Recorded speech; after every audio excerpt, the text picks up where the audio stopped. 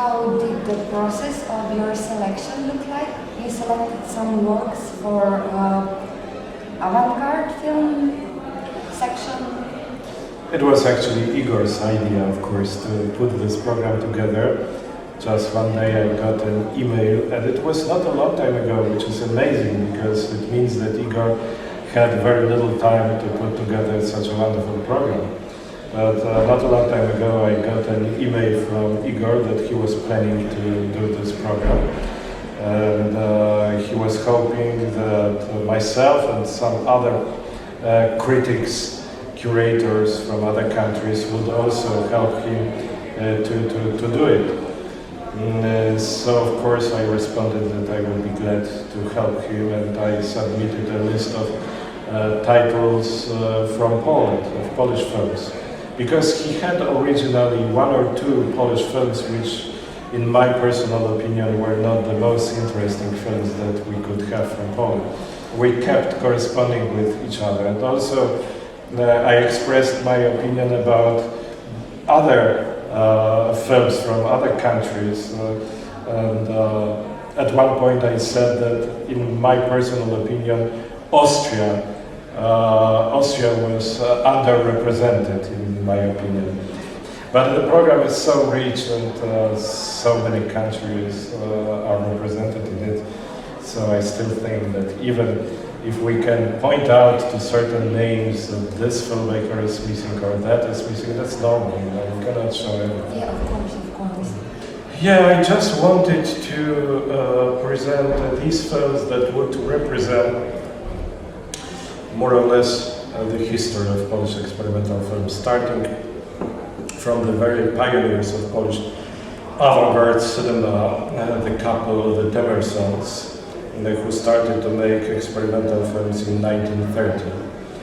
Unfortunately, out of 7 films that they made, only 3 survived the war. But I'm very glad that actually, chronologically speaking, the first Polish films is by them, because they are symbolical figures for Polish filmmakers as the parents of Polish experimental film.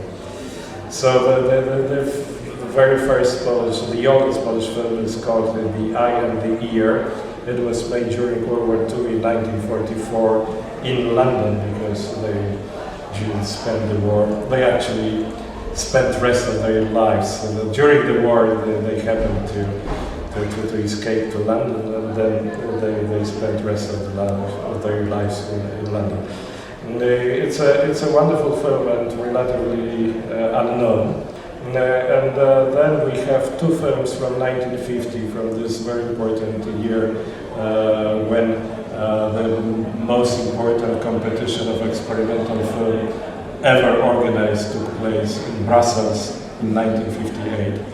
And we have 2 films from this year in the competition: Dom, House, which won the Grand Prix in Brussels, and here and there, because we couldn't get the film which was actually screened at this competition in Brussels. But same filmmaker, same year, a very similar film, which represents another current within Polish. Now I think that what's actually very interesting, that every of these films is very, very different. Although 2 of them are purely abstract. One of them is a collage film, mostly, not exclusively, but mostly. I mean Dom, which derives from the tradition of surrealism, apparently. One of them is a combination of many techniques, the tuning of the instruments, and I think that actually there are 4 Polish films, not 5. Yes. Could you define avant-garde film or avant-garde? Yeah, as I said during this panel discussion earlier today, at the first place I'm an art historian, and I teach art history of the 20th century among other things. So as an art historian, I must say that avant-garde is the historical notion, which contains a number of specific art movements of the first half of the 20th century. There are some art historians who believe that the last avant-garde movement, it was surrealism, which officially dissolved in 1938. Some others believe that abstract expressionism in the United States was the last avant-garde movement. So we are using this label, avant-garde film, not as a historical, category, but rather as a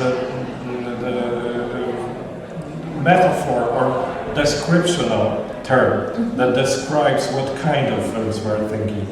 And, as somebody said during this panel discussion, originally avant-garde was not, it meant not only new form, but also certain leftist ideology. It was aimed against bourgeois taste and some bourgeois values and so on and so on. So of course we're not using this term in this like it used to be used earlier.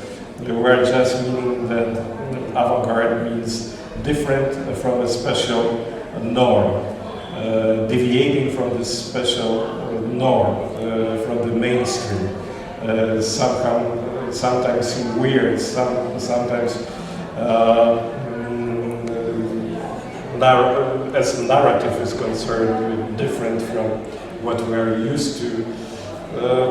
But generally speaking, something that is innovative, generally speaking.